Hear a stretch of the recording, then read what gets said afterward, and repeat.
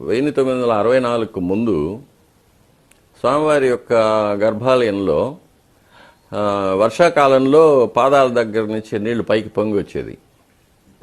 వెదురు చేటలతో నీళ్లు తీసి బయట పోసేవాళ్ళం. నేను చూశాను పెద్దవాళ్ళు చేసేటప్పుడు చేశారు. అది కాకుండా గర్భాలయానికి నీళ్లు బయట వెళ్ళడానికి తూము లేకుండా ఉండేది. 64లో మహాసంప్రోషణ జరిగింది.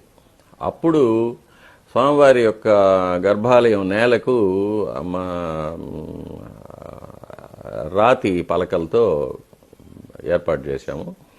అప్పుడు అందుకే ఇప్పుడు కూడా మీరు చూస్తే స్వామివారి యొక్క పద్మపీఠం భూమి యొక్క లెవెల్ కన్నా తక్కువగా ఉంటుంది. ఈ భూమి లెవెల్ పైకి వచ్చింది కాబట్టి రాతి బండల వల్ల. రాతి బండలతో పెట్టి మూసేసిన తర్వాత ఇప్పుడు ఆ నీళ్లు పైకి రావడం లేదు. తూము కూడా పెట్టేశాము కాబట్టి అభిషేకం చేసిన జలం అంతా కూడా బయట తూములోకి వెళ్ళిపోతుంది.